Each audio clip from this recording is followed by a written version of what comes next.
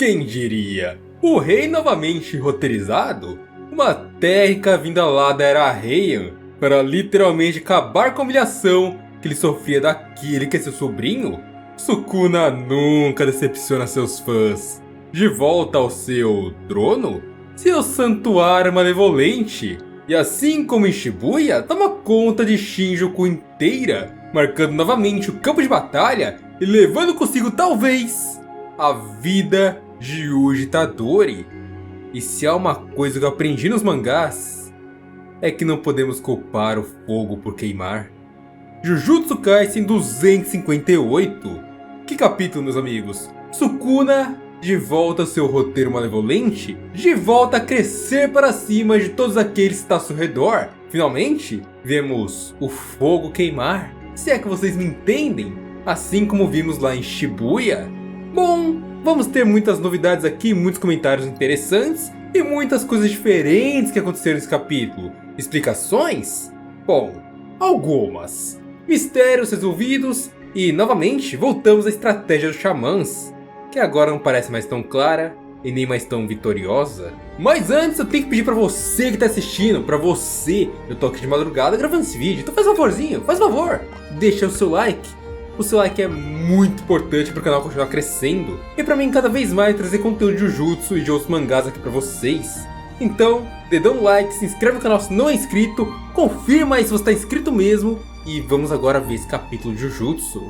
O capítulo começa com o narrador explicando para nós, leitores, que depois de acertar 2 Black Flashes nas batalhas mais fortes, Satoru Gojo teve o prazer de reconstruir sua liberação de energia amaldiçoada reversa, principalmente devido ao estado despertado que envolvia os Flashes negros.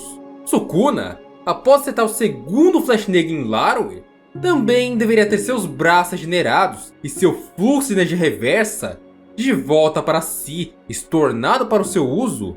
Mas no momento que houve a recuperação da liberação de energia, ele passou a ser atingido constantemente pelos raios negros de Yuji Tadori, levando um total de 7 flashes negros, e com isso, não conseguiram recuperar mais a sua produção. Entretanto, Sukuna ainda tinha uma carta na manga: a recuperação de seu santuário malevolente, a sua expansão de domínio, anunciada pelo narrador da seguinte forma: o domínio do rei havia retornado ao mestre junto às faíscas negras. No expandir do santuário, assim como aconteceu em Shibuya, tudo ao redor de Sukuna passou a ser fatiado. Prédios, construções, seres como os corvos de Mei, absolutamente tudo foi reduzido a nada, nivelando totalmente o terreno, com o narrador falando o seguinte: apesar de incluir elementos incertos e incluir vozes de ligações, Ryoma Sukuna havia replicado o santuário malevolente sem perder seu alcance efetivo ou a saída de energia depois de experimentar o Flash negro. Bom, primeira observação, o mangá tá dizendo que houve 7 Flashes negros de Yuji, e não na contagem dos fãs, que foi literalmente 8. 7 no mangá passado e 1 no anterior, 256. Então é meio estranho contar apenas 7. De onde veio o 8º que estava escrito nas páginas? Quem deu esse 8º? Bom, não havia nenhum raio negro que deixasse claro que veio de Sukuna, pelo menos não nesses 8. Pode acontecer de no capítulo oficial haver alguma correção na versão online, ou talvez na versão de volume vai ser correção, mas pode ser que fique por isso mesmo.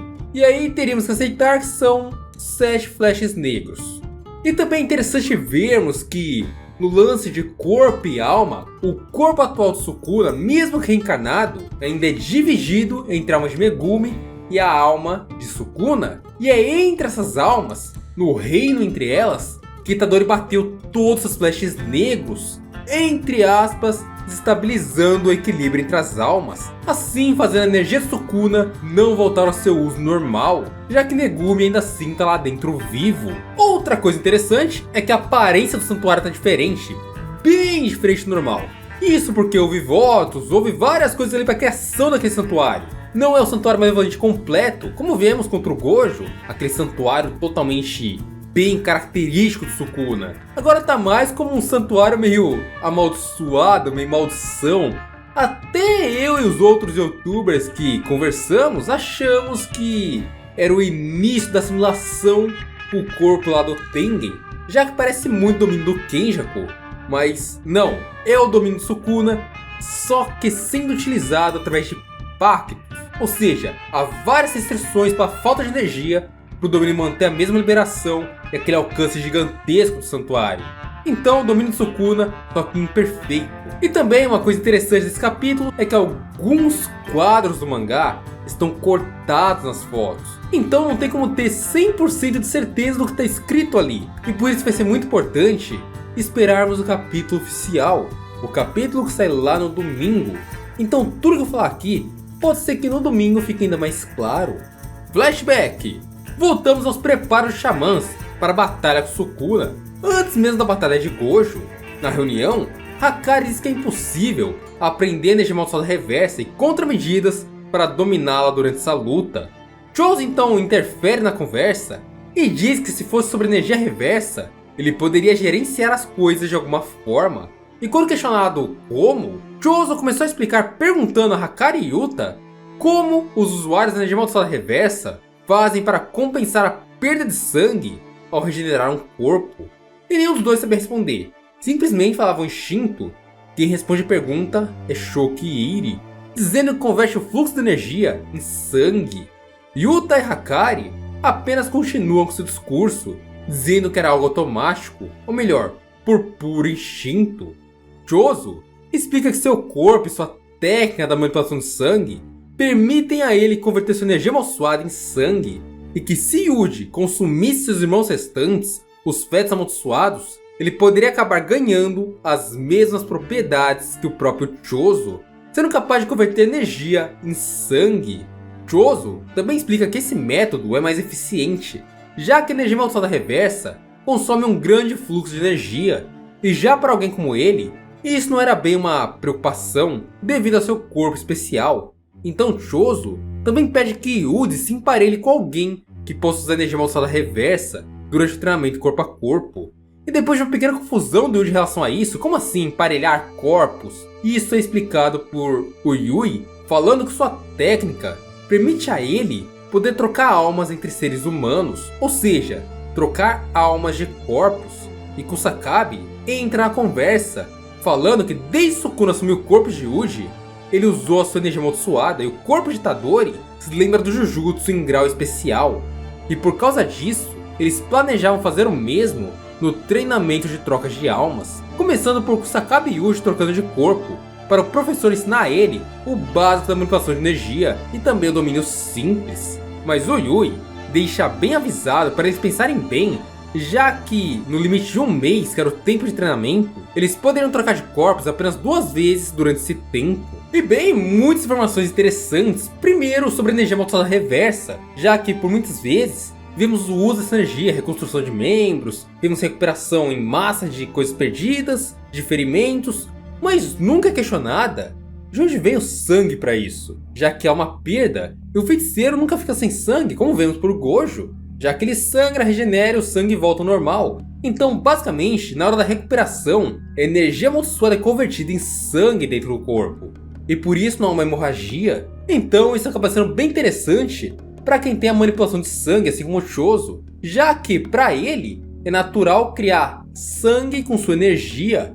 ou seja, ele tem energia amaldiçoada reversa na pura técnica dele. Ele pode se curar, fechar ferimentos e manter o seu fluxo de sangue sempre estável.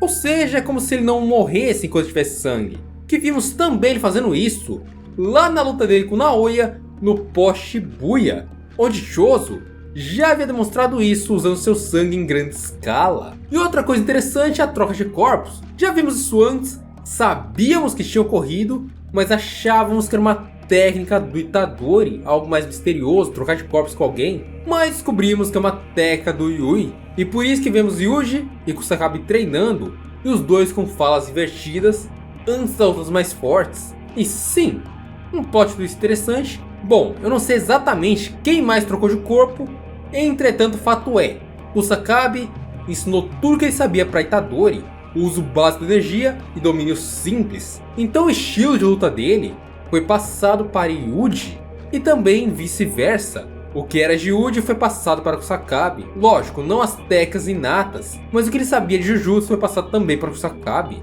De volta a Shinjuku, para lidar com o Santuário Malevolente, Itadori passa a usar um novo estilo das sombras, domínio simples, como uma contramedida ao Santuário. Assim como Gojo fez no primeiro round da luta dos mais fortes. E nesse momento, Yuji também percebe que o Santuário está incompleto e que há brechas para suportá-lo. O narrador então nos revela que Sukuna não pode manter esse domínio em alto nível por muito tempo. E também não consegue acertar Maki, que não tem energia amaldiçoada, o que é um pouco estranho. O Santuário de Sukuna iria durar por 99 segundos, pelo menos até sucumbir, bem menos que os domínios da luta dos mais fortes. Ino, Yuji, Chose e Maki terão que resistir todo esse tempo a todos os ataques do domínio. É como eu disse antes, é um domínio feito por pactos, ou seja, não é igual ao Santuário original. Ele dura menos, ele tem menos dano provavelmente, apesar de ter uma liberação muito parecida dentro dos limites de Sukuna agora. Então é como se fosse um puxadinho do Santuário Malevolente apenas para ser usado contra aqueles feiticeiros. E óbvio que Sukuna tem sim uma ideia em mente. Todos resistem, até que a barreira do domínio simples de Itadori acaba rachando. Em um instante, seu domínio se acabava. O Itadori, ganhando diversos cortes de Home Sukuna pelo seu corpo, inclusive seu pé esquerdo é completamente arrancado. Mas Yuji ainda poderia continuar, ele poderia lutar, poderia resistir. Os cortes param. Tinha como lutar, tinha como avançar. Mas estamos falando do Rei das Maldições. Focado em Yuji Itadori, as mesmas palavras ditas para Jogo agora são ditas a seu sobrinho. E as chamas se acendem nas mãos de Home Sukuna, com tudo acabando na nota do editor. Abre aspas. As chamas da morte certa se fecham.